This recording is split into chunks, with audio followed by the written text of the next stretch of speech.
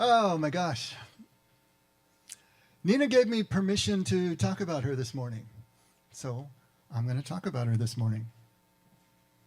And I think some of you already know that Nina came home from the hospital midweek last week, but she made the decision to come home on hospice. So she is now on hospice in her home, and they've moved all the equipment in and everything, and she's still having a really hard time. Still a lot of pain. They have some heavy-duty meds that she's on, and that's good. She's really glad to be home, of course, glad to be with her family and all.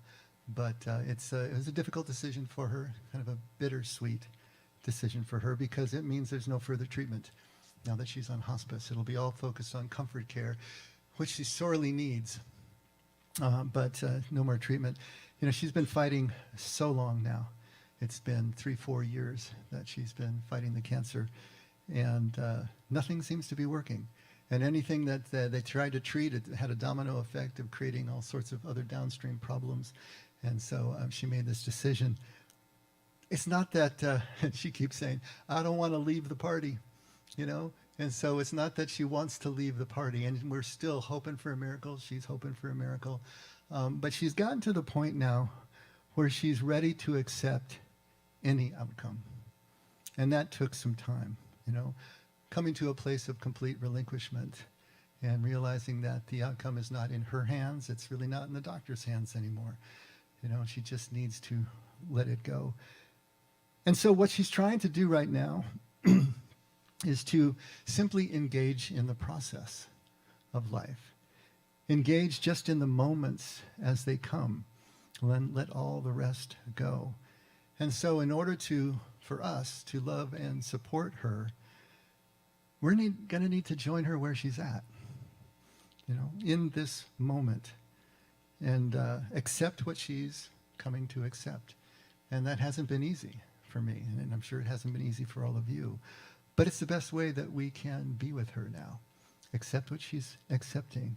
Meet her where she is. And what that means is to simply be hyper-aware, you know, hyper-present, engaging life while there's still life. And talking about details with her that bind us together, you know. Some of the best conversations we've had over the last few weeks is when I can just get her laughing about something, or get excited about seeing her clients again, or talking about this or that. It's those details of life that have always bound us together, and they still bind us together. And those are the things that we can continue to connect with on and talk about, celebrate, laugh about, you know, and forget all the other circumstances. Just let those go for now. And as I was thinking about this and thinking about the best way to approach, you know, our moments with her, and the way that I've been approaching our moments with her, it suddenly flashed that Jesus told us the same thing.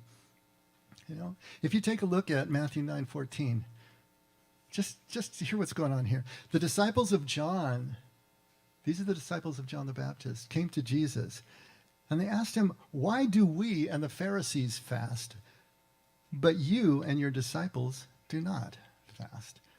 And Jesus said to them, "The attendants of the bridegroom cannot mourn as long as the bridegroom is with them.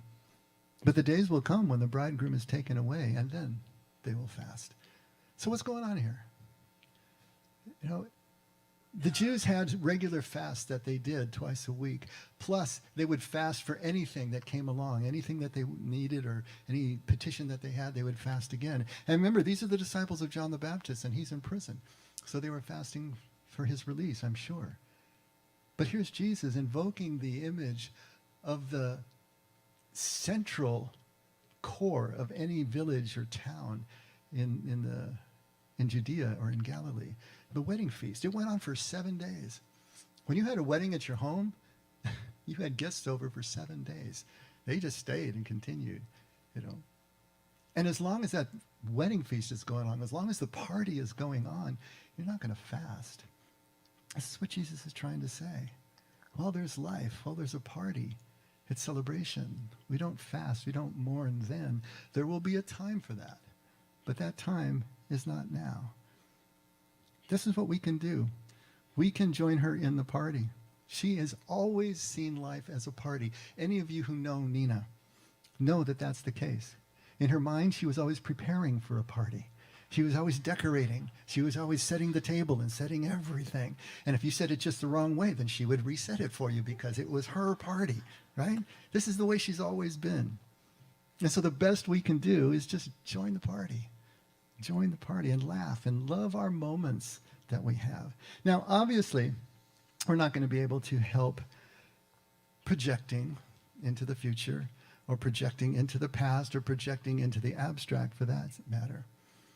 But that's okay. Spiritual maturity is not being triggered. Spiritual maturity is not that we don't feel sad, despairing, that we don't doubt, that we don't get angry. Jesus did all of those things, and it's recorded for us in the Gospels. Thank God. Our Father is showing us that all these are part of being human, and it's okay. It's okay. Jesus was just as triggered as we are. But here's the key. What's our recovery time? You want to measure your spiritual maturity? Don't worry about how many times you're triggered, how many times you fall into negative emotion. Think about how fast you return to center again. That's what's telling you much more about where you're going and how you're doing. To get back into that liminal space, to get back into that center, to get back into presence again. When you've been pulled off, when something takes the wind out of your sails or cuts you off at the knees, how fast can you come back? You see, because what I see in Nina is exactly this. She has an amazingly quick recovery time. She has amazing resilience, if you want to look at it that way. When the pain hits her, it just takes her out. You can hear it on the phone. You can see it in her face. And she's expressed to me the times that she's felt despair and the fear of what she's facing right now, the exhaustion of it all. You know, she has even gone so far as to just wishing God would take her because it's all just too much. And then we talk a little bit more, and she laughs and she giggles. And within a few minutes, she's back again. That's what we're talking about. It's not that we don't feel these things, because we are going to, no matter what. It's how fast that we can come back, how fast we can recover. Really, if you think about it, this is all of life in a microcosm. All the way that we experience life comes right down to this. Life is an oscillation. Life is continuing to oscillate. Alternating circumstances go back and forth in our lives constantly, and we feel about them differently. It seems like moment by moment, oscillating between pleasure and pain. But the key is, can we come back? Can we come back to center? Can we find our center again? Can we remember who we really are again when we get pulled off? Can we recover? And this center, this deeper self that we're talking about, that we've been talking about, has nothing to do with circumstances at all. From that center, we can enjoy pleasure when pleasure comes, and we can grow from pain when pain comes, if we are present to both when they come. Yeah, we want to lean into the pleasure, but we also get completely distracted by it. We try to avoid the pain, and we want to run from it or pray it away. But if we can lean into both presently, with intention and awareness, it's something entirely different that we experience. And then return to center. Return to who we really are, regardless of what we felt, regardless of what has been going on. And in the meantime, can we be present enough through everything that we're experiencing to do no harm to the people around us? However we're being pulled, however we're being triggered, can we still be present enough to make the decisions that will be the best for the most people for the longest amount of time? That's our spiritual maturity. That's really everything that we're trying to teach here at The Effect boils down to just that, if you think about it. Returning to center. This is our purpose as human beings. This is the journey of life for us as human beings. Our whole goal here is to unforget. Our goal here is to remember who we really are, to reclaim our essential nature, who we were born to be, and have forgotten over time and experience and all the things that have happened to us. But that essential nature has always been there since birth, and it's still there now. Just like kingdom, Jesus said it's already within you. Don't go looking for it someplace.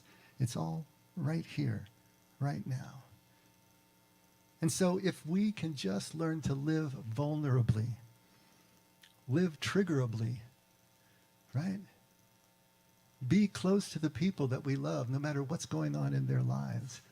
Feel the pain that we feel the grief that we feel, but still do no harm and return to center.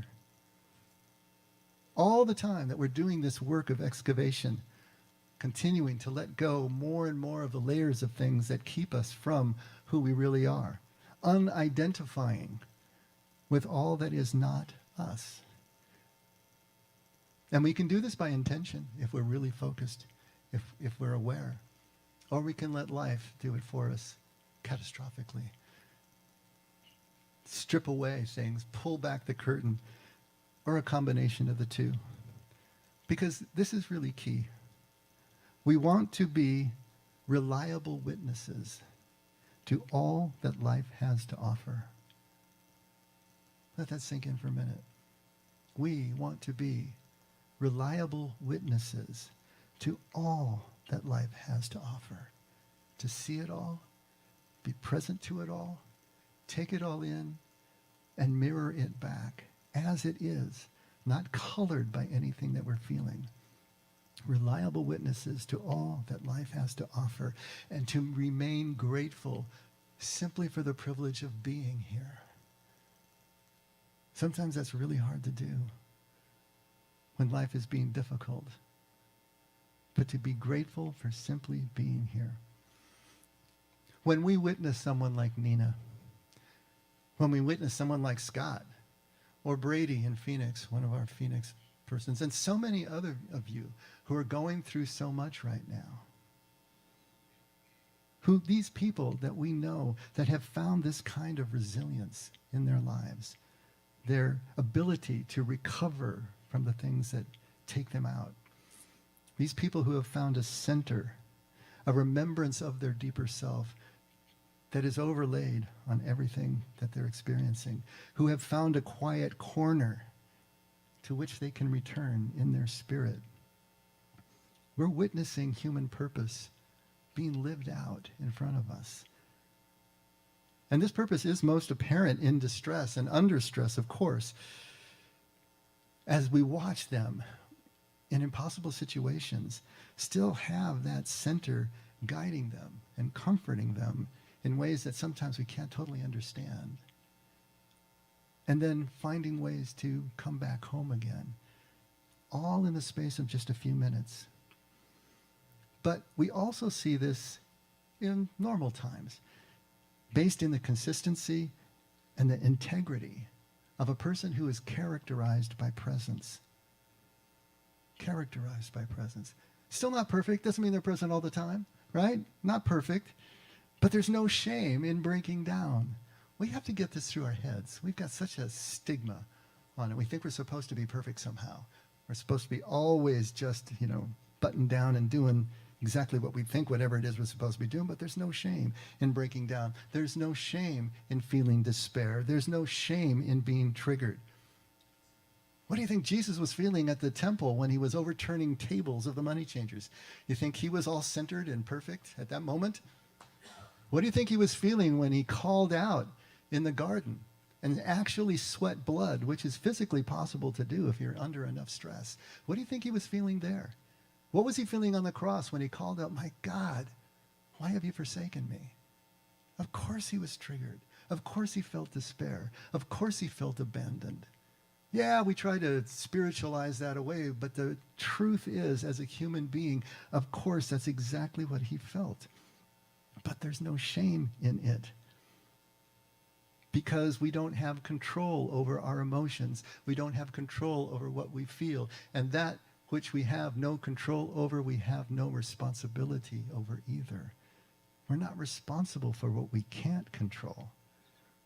We're responsible for what we can. And we can recover from this. Look how fast Jesus recovered from each one of those. He goes crazy in the temple, turns over the tables, but then he goes out and he's completely lucid with his friends as he teaches them and shows them the fig tree and shows how all this fits together. In the garden, by the end of his prayer, it's not my will, but your will be done. And on the cross, my God, why have you forsaken me? And then, Father, forgive them. They don't know what they're doing. You see how he comes back? In the wilderness, being tempted to the point of exhaustion, always coming back to a scriptural reference that was the symbol of the truth that he knew and the connection that he felt. There's no shame in breaking down. There's no shame in anything that we feel. What do we do in the next breath? That's what shows us who we are, shows us who we are becoming. But the truth is that the more that we do practice recovery, the more that we do come back to center, the less we're going to break down in the future. We're building a muscle. We're building a center that can now be proactive as we move through our lives. And more that we can retain a sense of gratitude even when things are difficult. And this radical acceptance that I'm seeing in Nina right now with all that she's going through. For us to begin to remember this center, this deeper self of us, the first thing we need to do is to become aware enough of this deeper witness that's within ourselves. Sometimes we call him the watcher, but the witness that allows us to see beyond just the bubble of our ego projection, just the bubble of our worldview, the bubble of everything that we think we understand and everything we know. But it's amazing how we can imagine that we are what our circumstances tell us we are, that we are what our performance tells us we are, how we can normalize those limitations in our lives. We can normalize that pain, call it normal, just see it as nothing that we really have anything to do with or we can do about. But if we go back to who we were as infants, if we go back to who we were as children and try to remember those times, or look at children and infants and see how they are and realize the commonality between us, what do we find when we look at that? Before memories set in, before experiences that caused memories set in, before the trauma and all the things that happened in our lives set in and changed us. The truth is that we were born with a pure presence. We were born with a pure awareness that we lose as we grow into adulthood. We were just reading about this in the book that we're going through on Wednesdays. And this one passage just hit me so strongly because it's so well described exactly what we're talking about right now. You know, and I put it in the insert if you want to follow along. It might be a little easier because there's some big sentences in this little piece here. He starts off by saying, because presence appears in experience prior to any thought or concept, presence cannot be defined in words. Do you see what he's saying there? That is so big. Because presence appears in experience prior to any thought or concept. What he's saying? He's saying that infants have presence. Infants, newborns, they have presence. They don't have any thought yet. They don't have any concepts yet. In fact, the infant's brain is still organizing itself for the first 3 months or so. Kind of like a hard drive has to be formatted before you can use it. Same sort of idea here. And so there's no thought. The way we think of thought, there's no concepts, and yet there's presence. So because presence appears in experience prior to thought or concept, presence cannot be defined in words. It is that presence to oneself without which nothing else could be present. I know, doesn't this sound like talking in circles here? But it's so important to get it. This presence to oneself, without which nothing else could be present. If we're not present to ourselves, If we are still just thinking our thoughts are who we are, and the thoughts describe what is real, nothing else can get through that barrier. We are alone in our bubble. This presence that we had as infants before thought or concept could in any way adulterate it. It's what we can recover in contemplative practice. It's what we're all about recovering in our spiritual formation. This is what it's about. So that we can be present to everything and everyone else. It's not for its own sake. There's no brownie point to be had if you can sit on a mountaintop and be that present. It's because now we can be present in our everyday lives in a way that is not possible any other way. This is the only way to the Father. Jesus is telling us that, right? It is pure awareness, bare of all internal commentaries, judgments, comparisons, fears, or desires. Such is the awareness I observe in a calmly alert newborn, whose tiny body sometimes seems reduced to just a pair of eyes, totally absorbed in sights that are still fresh, unlabeled, and unburdened by the weight of prior experience. Some of you grandparents know, right? When you look at those newborns, if you can't remember your own, and the grandchildren are closer, what do you see in those eyes? This is what we're talking about. There is something there. And it's not just the newborns. Sometimes it's us at the end of life.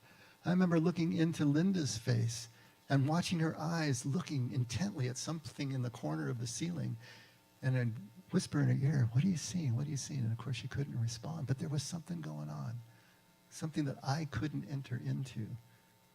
My presence wasn't great enough. A pair of eyes totally absorbed in sights that are still fresh, unlabeled. How many times we keep naming things? Unburdened by the weight of any prior experience. I am tempted to say that such an infant is not only present, but that he is an embodiment of presence itself. A calm, alert newborn is present in this manner because he has no other choice. His experience is of necessity, devoid of memories of previous similar experiences, expectations of what this new experience should or should not be like, or desires of wanting it to end or go on. The infant, without knowing it, is simply present to the miracle of being. Wow. The adult has largely lost this capacity because he or she is so wrapped up in internal commentaries about this moment being interesting or boring, good or awful, about how well or how badly one is handling it, about what went on last night or about what one is going to do next. All of this thinking makes it impossible to be utterly, simply, and without distraction present to the moment. Indeed, we are so accustomed to living like this that we rarely notice that anything is wrong. See, we've raised the noise floor to a point that we don't notice that anything is wrong with it. Our lack of presence seems normal to us. Sometimes when the internal voices grow raucous, attacking us or attacking our loved ones, when the boredom grows so intense that we cannot bear to wait for tomorrow, or when the hopelessness lies so heavily upon us that we can no longer even contemplate tomorrow, then we know something is wrong. When the absence of presence grows this intense, we call it a disease, we give it a diagnosis, and we offer a treatment. The duller, more daily lack, we simply call life. Perhaps that calmly alert newborn is inviting us to challenge this complacency. It's astounding to me that the level of limitation and misery that we will normalize, that we will simply accept as normal life, that we won't even question. We just let it continue to go on and go on. The pain has to grow to such a deafening level before we will admit that anything is wrong. And no wonder that Jesus used children, used a child as emblems for kingdom. Look at Matthew 19. What does Jesus say in there? Some children were brought to him so that he might lay hands on them and pray. So this is the parents, of course, bringing their children to him, right? And the disciples, his handlers, his first followers, rebuked them, told the parents, get them out of here. Jesus has much more important things to do. But Jesus said, let the children alone and do not hinder them from coming to me. For the kingdom of heaven belongs to such as these. I hate that translation. It's dead on wrong. Take a look in the old King James Version. Here's one time I'm going to go back to the King James Version. They were brought unto him little children, that he should put his hands on them and pray. And the disciples rebuked them. But Jesus said, suffer the little children and forbid them not to come unto me. For of such is the kingdom of heaven. Of such is the kingdom of heaven. The kingdom is such quality of presence in life as children show us. The kingdom doesn't belong to them. They don't enter the kingdom. They are kingdom. We are kingdom when we find that level of presence, when we connect at this level where everything goes away and we are just one and connected. Before our memories, before any of the traumas, this is what's going on here. This is what Jesus is trying to show us. If we could just be as children, each moment, with that kind of awe, that is just the default position. When every expectation, everything we think we know is out of the way, to just see it as it is, as that newborn sees it staring up into corners of the room that you can't see. And all of that being just enough at that moment. All spiritual practice is about reclaiming that ability. That's what we're trying to do. To just be in that way. And to remember who we are in that presence. When Jesus says, seek first the kingdom of heaven and all else will be added, that's what he's talking about. Because when we have this presence, everything else becomes apparent. Everything else comes into focus.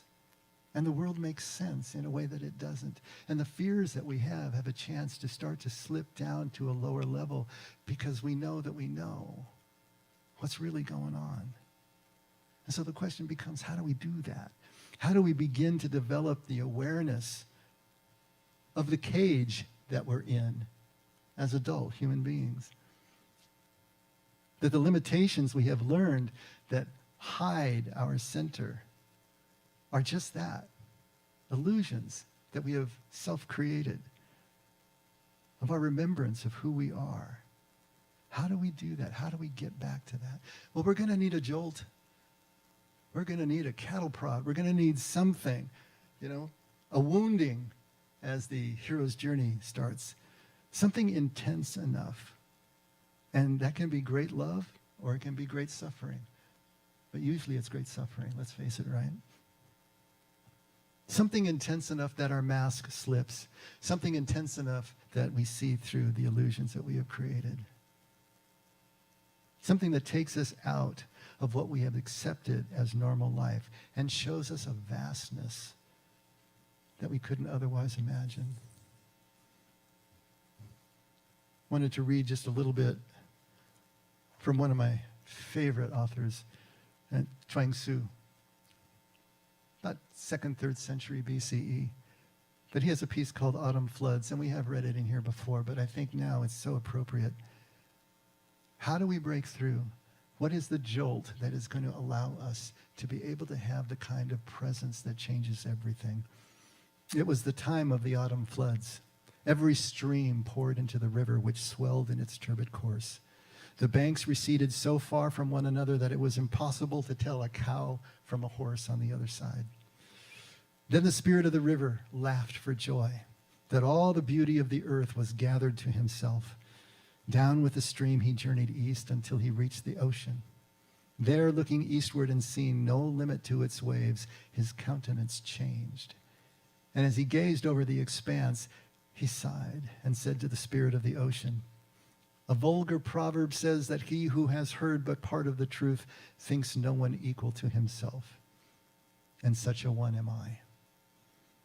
But now that I have looked upon your inexhaustibility, alas for me, Had I not reached your abode, I should have been forever a laughing stock to those of comprehensive enlightenment. To which the spirit of the ocean replied, you cannot speak of ocean to a well frog, the creature of a narrower sphere. You cannot speak of ice to a summer insect, the creature of a season. You cannot speak of Tao to a pedagogue. His scope is too restricted. But now that you have emerged from your narrow sphere and have seen the great ocean, you know your own insignificance, and I can speak to you of great principles. See, this is the jolt. This is the vision of something more than you could ever imagine. What has the jolt been in your life? Has there been such a jolt in your life? Was it the loss of a job, maybe, that jolted you? Was it a performance failure that had to take you and face your limitations in a different way? Was it a death of someone dear to you? Or was it a birth? Was it falling in love? Or was it getting divorced? What stripped the illusion from you?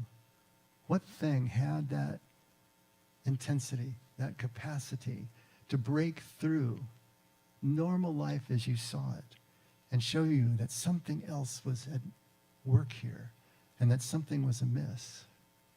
And when you had that jolt, what did you do with it?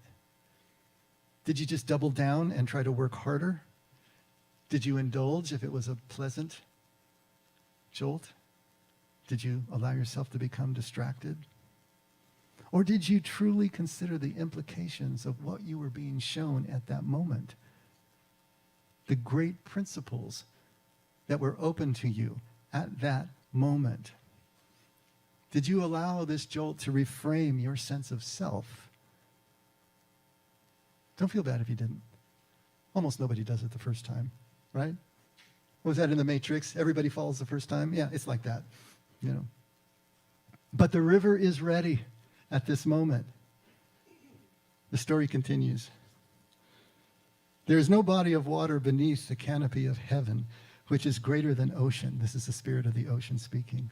There is no body of water beneath the canopy of heaven which is greater than ocean. All streams pour into it without cease, yet it does not overflow. It is constantly being drained off, yet it is never empty. Spring and autumn bring no change. Floods and droughts are equally unknown. And thus it is immeasurably superior to mere rivers and brooks, though I would not venture to boast on this account.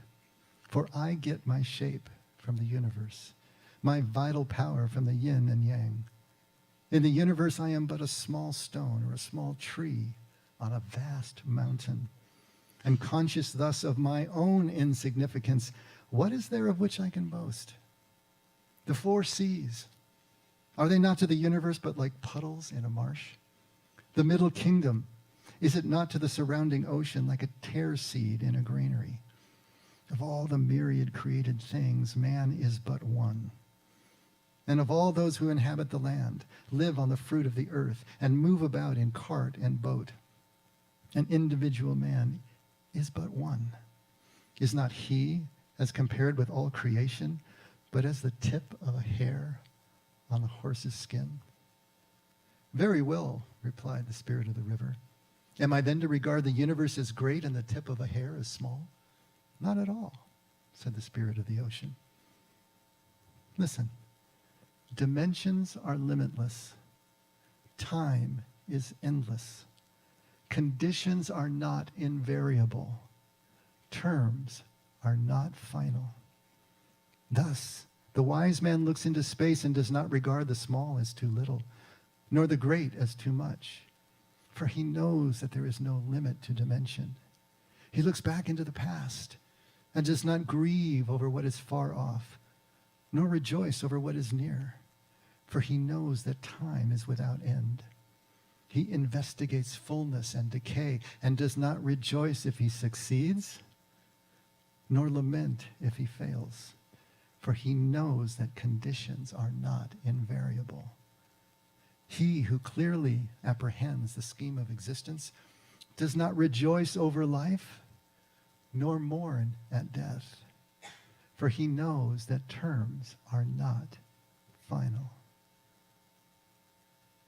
Do you see here the consciousness of the infant? There is no expectation. There is no desire. There's no judgment of the experience of life. It just comes and flows over. Just seeing what is actually there. Grateful just for the engagement. Or maybe, I don't know, can an infant really be grateful? Contented at the participation and the engagement with the moment. No trying to force an outcome. No trying to mourn an outcome, because terms are not final. This is just a loving of the unfolding of life in every moment as it unfolds to us. Just being there, being present, grateful for the privilege. The ocean continues. What man knows is not to be compared with what he does not know. The span of his existence is not to be compared with the span of his non-existence. Smallness and greatness presuppose form. That which is without form cannot be divided by numbers, and that which is above measurement cannot be measured. The greatness of anything may be a topic of discussion, and the smallness of anything may be mentally imagined. But that which can be neither a topic of discussion nor imagined mentally can be said to be neither great nor small. Therefore, the truly great man does not injure others and does not credit himself with charity and mercy.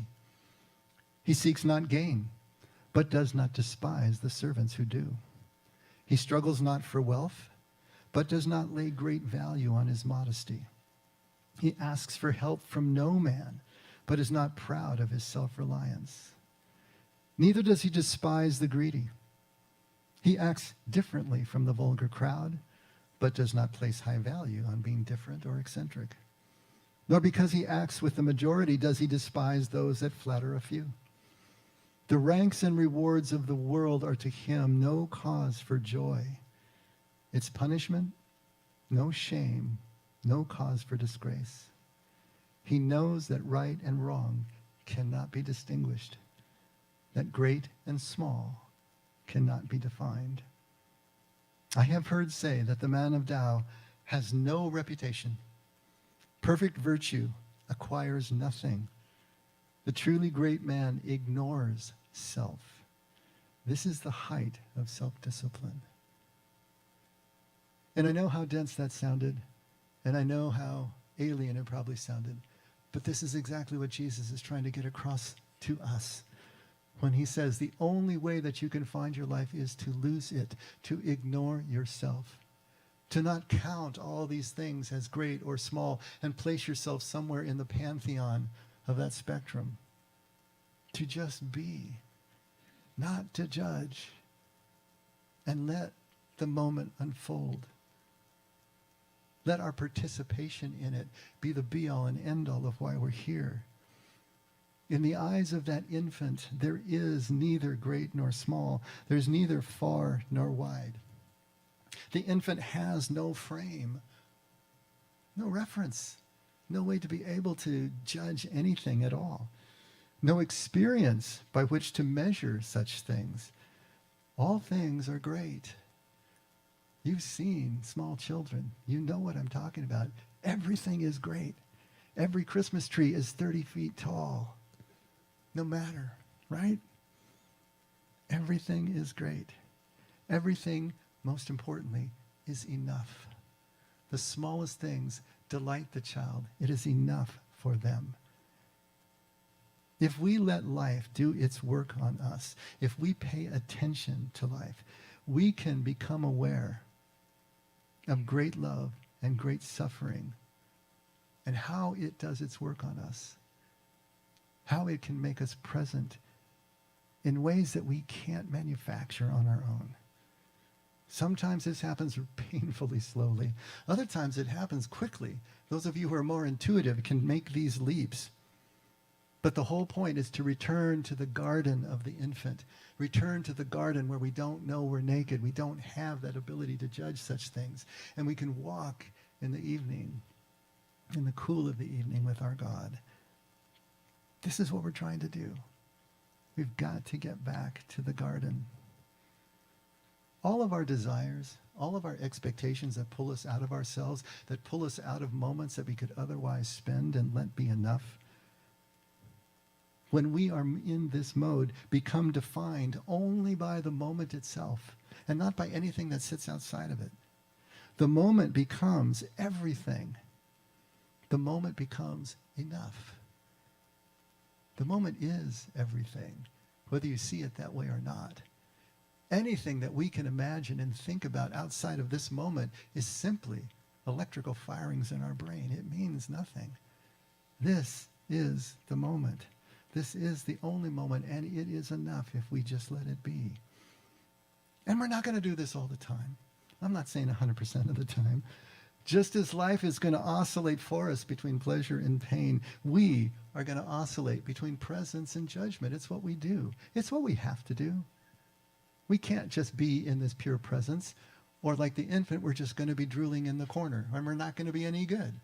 We have to be able to make the trip back and forth. But that's the point. Are we making the oscillation, or are we just flopped over to one side and always in that place where we are never present? We oscillate between presence and judgment, between now and not yet. But how many of us spend all of our time in not yet to the expense of this moment right now? We oscillate between gratitude and victimhood, and we will do that because sometimes we really are victims, and we need to feel that deeply too. How quickly can we recover? How quickly can we come back? You know, this oscillation is as it should be. It's as it must be if we are living this life as human beings. It's in the oscillation that we will find our center, and how to return to it has to be that oscillation. It's in the oscillation that we learn to stop looking for certainty, to stop looking for answers, and just learn to love the unfolding of every single moment.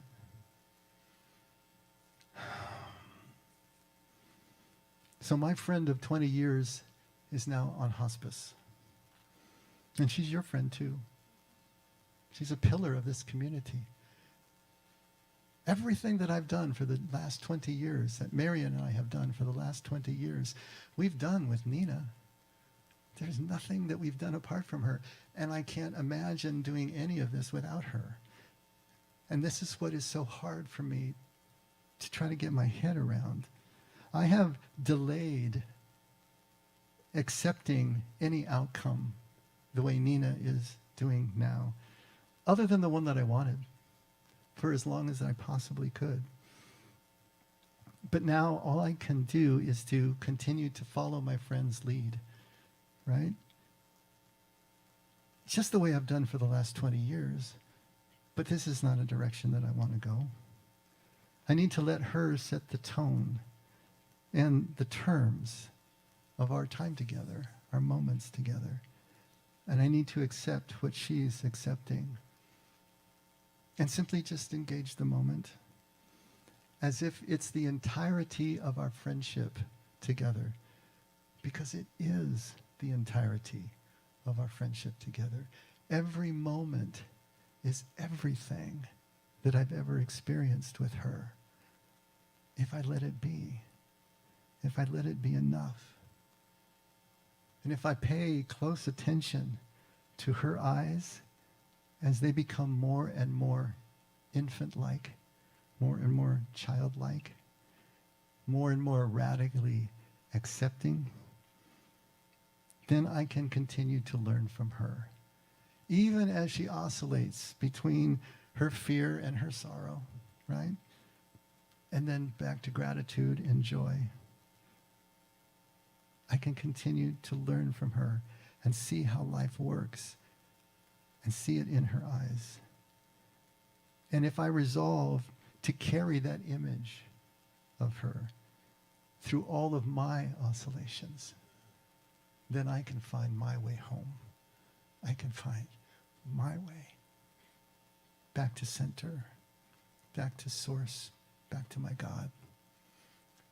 And that's what I am praying for in all the moments that we have, for all of us, but for Nina. Let's pray.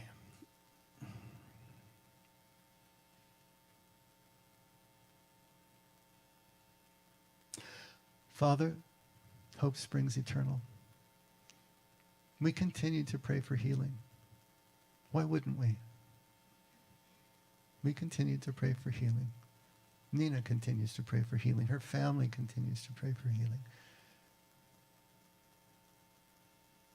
But just like the image of your son, your will be done and not ours.